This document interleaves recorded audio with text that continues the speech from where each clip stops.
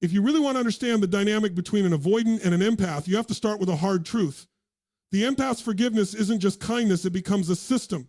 Over time, it quietly turns into a safety net the avoidant learns to rely on, whether they're conscious of it or not. Think about how this plays out. The empath feels deeply, processes emotions openly, and values connection. When conflict happens, they don't run, they lean in. They try to understand, to repair, to restore harmony. They forgive not once, but repeatedly, because they believe in growth, in second chances, in the idea that love can transform behavior. Now, on the other side, the avoidant operates very differently. Their instinct is distance. When things get emotionally intense, they withdraw, minimize, deflect, not because they don't feel anything, but because feeling too much threatens their sense of control. So when tension arises, they step back, and here's the critical part, the empath steps forward. That imbalance creates a pattern. Every time the avoidant pulls away, the empath compensates. Every time the avoidant fails to meet an emotional need, the empath explains it away. They're just stressed. They've been hurt before. They'll come around. And in doing so, the empath unknowingly absorbs the emotional cost of the relationship. This is where forgiveness shifts from being a virtue into becoming a structure. It removes consequences. It softens every impact. It tells the avoidant, without words, no matter how far you pull back, I'll still be here. And over time, that message gets internalized. Now, this doesn't make the avoidant manipulative by default. In many cases, it's not calculated, it's conditioned. Human beings adapt to the emotional environments they're placed in. If someone repeatedly experiences forgiveness without accountability, they don't develop the urgency to change. Why would they? The relationship continues. The connection remains intact. The cost of their distance is absorbed by someone else. But here's where the shift begins and where the fear is born. The moment the empath stops forgiving, in the same way when they no longer chase, no longer justify, no longer bridge the emotional gap, the entire structure collapses. What once felt stable suddenly feels uncertain. The safety net is gone. And for the avoidant, that's deeply disorienting.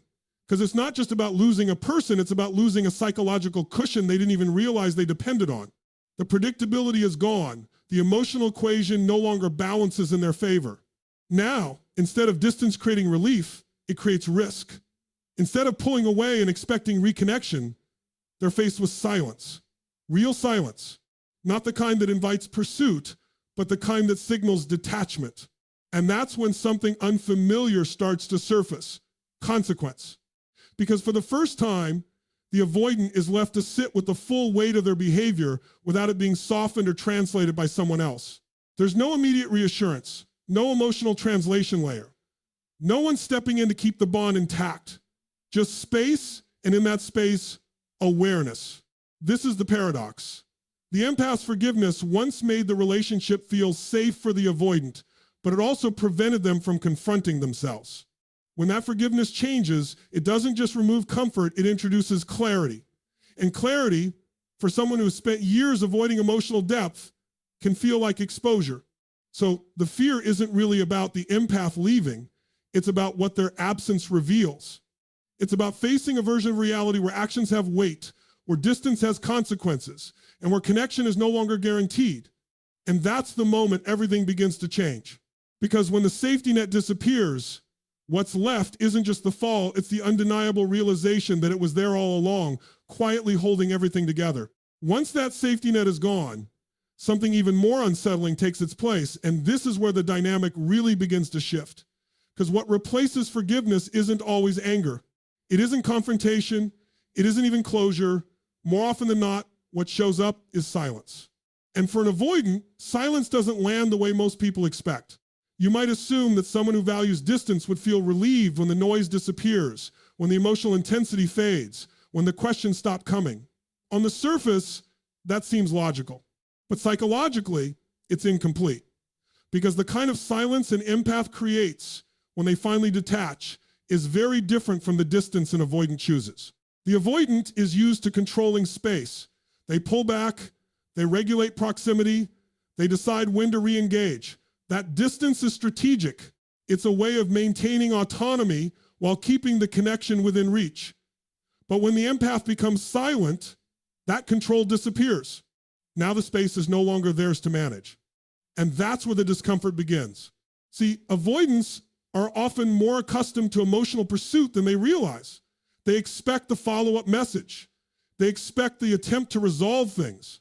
They expect the emotional reaction, whether it's frustration, sadness, or longing. Those responses, even if overwhelming at times, confirm something important. The connection is still alive, still accessible, still within their orbit. But silence offers none of that. No reaction, no reassurance, no signal, and the human mind is not designed to sit comfortably in that kind of ambiguity. When there's no feedback, no emotional data to interpret, the brain starts to fill in the gaps. It questions, it speculates, it replays past interactions, searching for meaning that used to be handed to it so easily. This is why silence can feel heavier than conflict. Conflict, at least, is engagement. It's proof that both people are still invested enough to react. It creates movement, even if it's messy. But silence? Silence is stillness. It removes the emotional markers that once defined the relationship. And in that stillness, the avoidant is left without a familiar reference point. What makes this even more powerful is that the empath's silence isn't performative. It's not a tactic. It's not designed to provoke. It's the natural outcome of emotional exhaustion and clarity. It comes from a place of, I've said everything I needed to say, and I'm no longer willing to repeat myself. And that kind of silence carries a different energy. It doesn't chase, it doesn't demand, it doesn't negotiate. It simply withdraws presence. For the avoidant, this creates a psychological disruption because now, instead of managing someone else's emotions, they're faced with their own.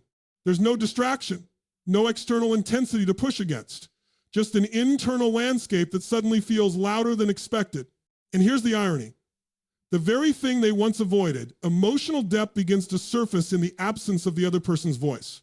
They start to notice the quiet in a different way. They notice what's missing. They notice the absence of someone who used to fill the gaps, who used to reach out, who used to keep the connection alive, even when it wasn't being reciprocated equally. And without that external effort, the dynamic loses its momentum.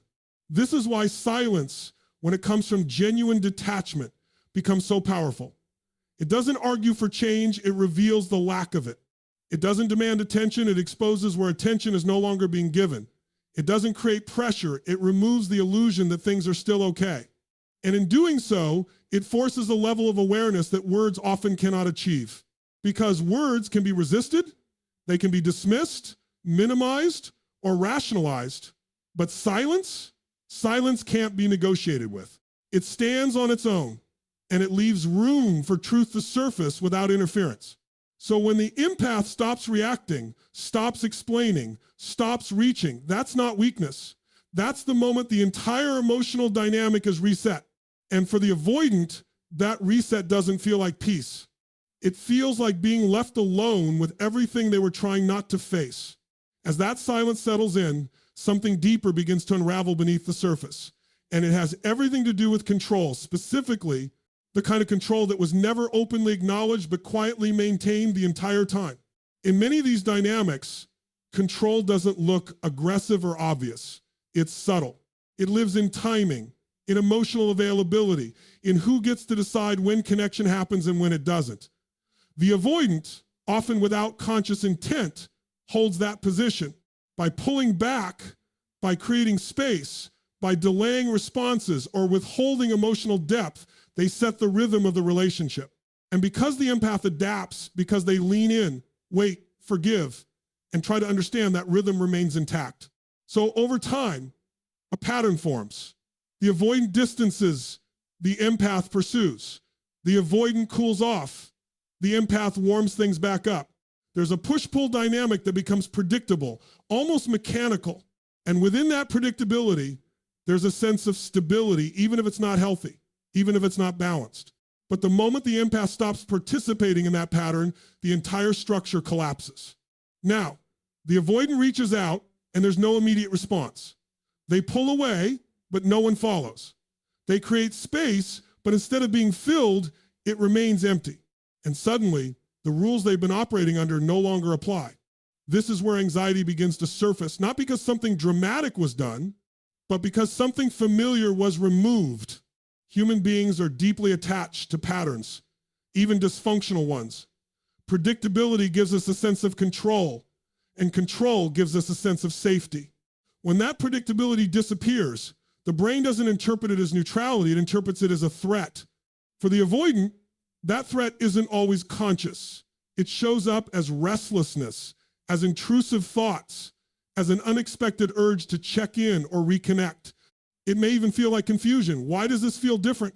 Because the external situation hasn't changed in a dramatic way, but the internal experience has shifted completely. And here's the key. It's not the absence of the empath alone that creates this reaction, it's the loss of influence. Because before, even in their distance, the avoidant could rely on a certain outcome. They knew the empath would eventually reach out, would soften the tension, would reopen the line of communication. That expectation created a sense of leverage, not in a manipulative sense necessarily, but in a psychological one. Now, that leverage is gone, and without it, the avoidant is placed into a position they're not accustomed to. Uncertainty without control. They can't predict the response. They can't dictate the pace. They can't rely on the emotional elasticity of the other person to restore balance. And that lack of control forces them into a state they've spent a long time avoiding vulnerability. Because control, at its core, is often a defense against vulnerability. It's a way of managing emotional exposure, of ensuring that you're never too dependent, never too invested, never too at risk. But when control slips away, what's left is the raw experience of not knowing if the person will return, not knowing if the connection still exists, not knowing if the opportunity is gone. And for someone who has structured their behavior around minimizing emotional risk, that uncertainty can feel overwhelming.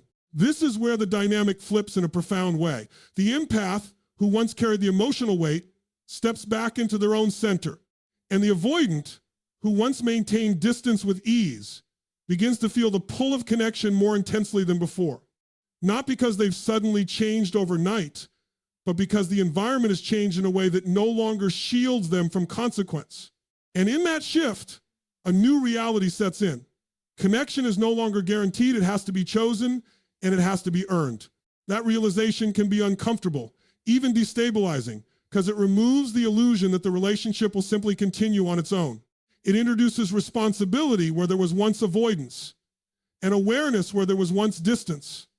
And that's where the anxiety truly comes from. Not just the fear of losing someone, but the recognition that the old way of relating no longer works. Because when control disappears, what remains is truth, and truth doesn't negotiate with the patterns we've outgrown. And once that sense of control begins to erode, something even more confronting rises to the surface, something the avoidant has spent a long time, often unconsciously, trying not to face. It's what we might call the mirror effect. Because relationships, at their deepest level, are reflective.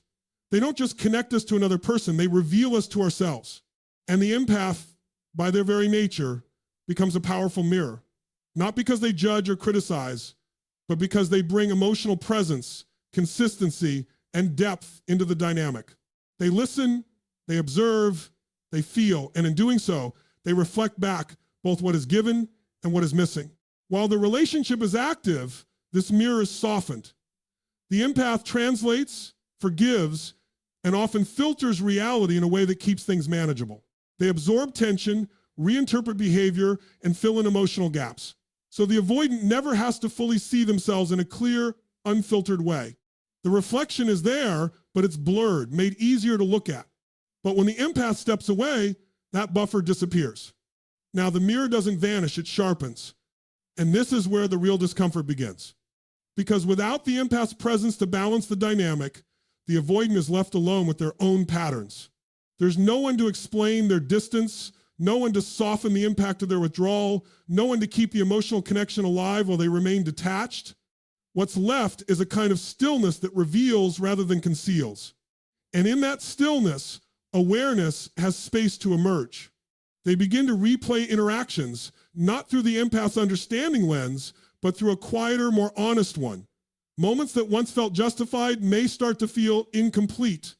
Reactions that once felt necessary may begin to feel disproportionate. And the absence of the empath's emotional presence highlights just how much was being held together by someone else's effort. This is not about guilt in a moral sense. It's about recognition. Recognition of patterns, recognition of emotional limits, recognition of the ways in which connection was offered, but not fully received. And for someone who has built their identity around maintaining distance, that recognition can feel deeply unsettling because it challenges the internal narrative that says, I'm fine on my own, or I don't need that level of emotional engagement. It introduces a contradiction. If that were entirely true, why does the absence feel so heavy? This is the paradox the avoidant is forced to confront. The very qualities they once kept at arm's length, emotional openness, consistency, vulnerability, are the same qualities that gave the relationship its depth. And without them, something essential is missing. The empath, in stepping away, doesn't just remove their presence, they remove the distortion that made avoidance sustainable. And now, the avoidant is left with clarity. Clarity about what they participated in, clarity about what they withheld, clarity about what it actually takes to sustain a meaningful connection. This kind of clarity can feel like exposure because it strips away the protective layers that once kept everything at a comfortable distance. There's no one else to focus on, no external emotion to manage, just an internal landscape that suddenly feels more vivid than before. And here's the deeper layer. The mirror effect doesn't accuse, it reveals. It doesn't force change, but it makes avoidance harder to maintain. Because once you see something clearly, you can't unsee it. Once you recognize a pattern, you can't fully return to unconscious repetition. That's why this stage is so pivotal. It's not about whether the avoidant immediately transforms or takes action. It's about the fact that awareness has been activated. And awareness, once awakened, has a way of reshaping how we experience ourselves and our relationships. The empath didn't force this shift. They didn't argue it into existence or demand it through confrontation. They simply stepped out of the dynamic and in doing so, allowed reality to present itself without interference. And that's what makes it so powerful. Because the most profound realizations rarely come from being told. They come from being shown in silence, through absence, through the undeniable contrast between what was and what now is. In the end, the mirror doesn't break. When the empath leaves, it becomes clearer, and sometimes the hardest thing to face is not another person, but your own reflection staring back without distortion. And as that clarity settles in, after the silence, after the loss of control, after the mirror has done its work, something begins to surface that the avoidant has managed to keep at a distance for a very long time. It doesn't arrive all at once. It builds dire dire in quiet moments, in unexpected pauses, in the spaces where distraction used to live. What emerges is regret. Now, regret in this context isn't loud or dramatic. It's not always expressed outwardly, and it doesn't necessarily come with immediate action. In fact, it often shows up internally, almost subtly at first. A thought that lingers longer than it used to. A memory that feels different when replayed. A realization that something meaningful was present but not fully recognized at the time. Because while the relationship was active, the avoidant had ways of managing emotional intensity, distance, distraction, rationalization. These were tools that helped keep deeper feelings from fully surfacing. When things became too real, too close, too demanding, they could step back and regain a sense of control. And as long as the empath remained engaged, there was always another opportunity to reconnect without fully confronting what was being avoided. But once that connection is no longer available in the same way, those strategies lose their effectiveness. There's no immediate distraction that carries the same emotional weight.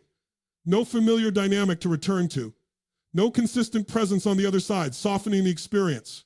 And in that absence, emotions that were once delayed begin to rise. This is where regret takes shape, not just as a feeling, but as an awareness of missed depth. The avoidant may begin to recognize the consistency that was offered, the patience that was extended, the emotional availability that was present. They may start to see how often those things were met with hesitation, with distance, or with partial engagement.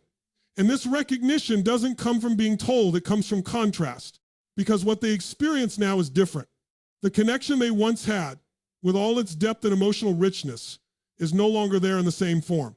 And what replaces it, whether it's solitude or more surface level interactions, doesn't quite replicate what was lost.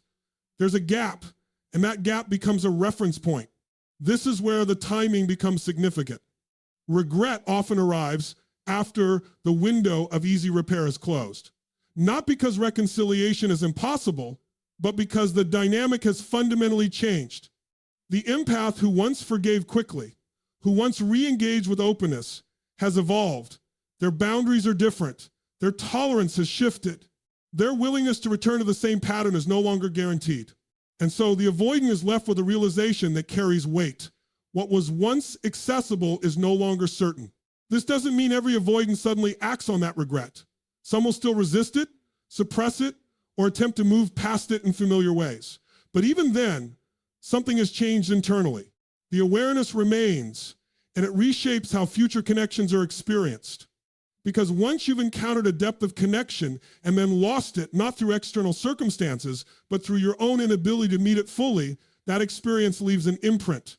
It creates a reference for what was possible, and that reference doesn't disappear. This is why regret, in this context, is not just about the past, it's about a new understanding of value. Value that wasn't fully recognized when it was present, but becomes undeniable in its absence. And here's the deeper layer. Regret isn't punishment, it's information. It reveals where we were out of alignment with what we actually needed. It shows us the gap between our behavior and our deeper capacity for connection. And while it can be uncomfortable, even painful, it also holds the potential for growth if it's faced honestly. But that growth doesn't change one critical truth. By the time regret becomes clear, the version of the relationship that once existed is already gone. And that's what makes it so powerful. Because it teaches something that no explanation ever could, that timing matters, that presence matters, and that the opportunity to fully meet someone doesn't last forever. In the end, regret doesn't come from losing just anyone. It comes from realizing you lost someone you didn't fully show up for when you had the chance. And after all of this, the silence, the loss of control, the mirror, the emergence of regret, there comes a final shift that is often misunderstood, and yet it is the most decisive of them all. It's the moment when the empath doesn't just step back temporarily, they detach completely. Now, this isn't the kind of detachment people often imagine. It's not cold, reactive, or driven by anger. In fact, it's usually the opposite. It's calm, it's grounded. It carries a kind of quiet certainty that doesn't need to announce itself. And that's exactly why it's so powerful.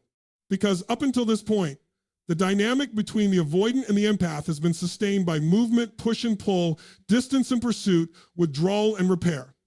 Even the pain had a rhythm to it. Even the disconnection was part of a cycle that eventually led back to reconnection. But when the empath truly detaches, that cycle doesn't pause, it ends. And what makes this so significant is that it doesn't happen impulsively. It happens after repeated attempts to understand, to communicate, to bridge the gap. It happens after the empath has exhausted their willingness to carry both sides of the emotional equation. So when they finally step out, it's not a tactic, it's a transformation. They're no longer operating from hope alone. They're operating from clarity. And that clarity changes everything. Because now, the empath is no longer available in the way the avoidant has come to expect. They're not waiting for the right moment, not anticipating a shift, not holding space for potential that is yet to materialize. They've redirected that energy inward. Their focus is no longer on maintaining the connection, it's on maintaining their own emotional integrity. For the avoidant, this creates a kind of finality that feels different from anything before. In the past, distance could be reversed, silence could be broken. Time apart didn't necessarily mean the end, it was just part of the pattern. But this time, something is fundamentally different. The familiar entry points back into the relationship are no longer open in the same way. And that's where the full weight of the shift becomes undeniable. Because the avoidant is now facing a reality where the dynamic they relied on no longer exists, not because of conflict, not because of external circumstances, but because the other person has simply chosen not to participate anymore. There's no argument to respond to, no emotional intensity to push against, no invitation to re-engage on the old terms, just a quiet, consistent absence of availability. And that absence forces a realization that cuts deeper than anything before. The pattern is broken and it's not coming back. This is where the fear reaches its peak, not in a dramatic, chaotic way, but in a grounded, undeniable one. Because what's being lost isn't just a person, it's a dynamic that once provided both comfort and distance at the same time. It's the loss of a system that allowed connection without full vulnerability. And without that system, there are only two paths left: evolve or repeat the same pattern elsewhere. But here's the truth that often goes unspoken. The empath's detachment doesn't just end the relationship, it redefines it. It removes illusion. It removes imbalance. It sets a new standard for what connection must look like moving forward.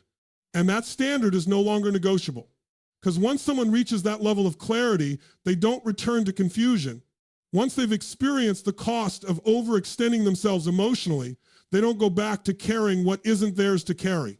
So even if paths cross again, even if communication resumes, it won't be the same dynamic. The foundation has shifted. The terms have changed. And the old version of the relationship no longer exists in a way that can simply be resumed. That's what makes this moment so final and so transformative. Not because it guarantees separation forever, but because it guarantees that nothing continues as it was. And in that sense, the empath's detachment becomes more than a personal decision. It becomes a breaking point in the pattern itself. A line that, once crossed, cannot be uncrossed. Because when someone finally stops forgiving in the way they used to, they're not just walking away from a person, they're walking away from a version of themselves that accepted less than they deserved. And once that version is gone, the door doesn't just close quietly. It closes with clarity. And when you step back and look at the entire journey, from the forgiveness that became a safety net, to the silence that replaced emotional pursuit, to the loss of control, the mirror of self-awareness, the weight of regret, and finally that unshakable detachment, you begin to see something much deeper than just a relationship dynamic. You see a transformation, not just in the empath, but in the reality both people are forced to face. Because this was never only about one person avoiding and the other understanding. It was about a pattern, one that allowed connection to exist without true alignment. One that functioned as long as one person was willing to carry more than their share of the emotional weight. And the moment that stops, everything is revealed. The avoidant is no longer buffered from themselves. The empath is no longer disconnected from their own worth. And the relationship, stripped of its illusions, is seen for what it truly was, not what it could have been, not what it promised, but what it consistently delivered. That clarity is not comfortable, but it is powerful because it forces a question that neither side can escape anymore. What does it actually take to sustain a real connection? Not chemistry, not potential, not temporary effort when things feel like they're slipping away, but consistent presence, emotional responsibility, the willingness to meet another person without retreating when it matters most. And here's the truth that sits at the center of all of this, the thing most people don't want to confront until they have no choice. Love doesn't fail because people feel too little. It fails because at the critical moment, one or both people fail to show up fully for what they feel. The empath, in the end, learns to stop overextending. The avoidant, in the end, is left to face what avoidance actually costs. And whether they grow from it or repeat it, one thing is certain, the dynamic that once existed cannot survive awareness. Because once you see the pattern clearly, you are no longer inside it in the same way. And that's the real shift. Not who stays, not who leaves, but who finally understands. Because in the end, the most painful losses are not the ones where love was absent. They're the ones where love was present, but never fully met.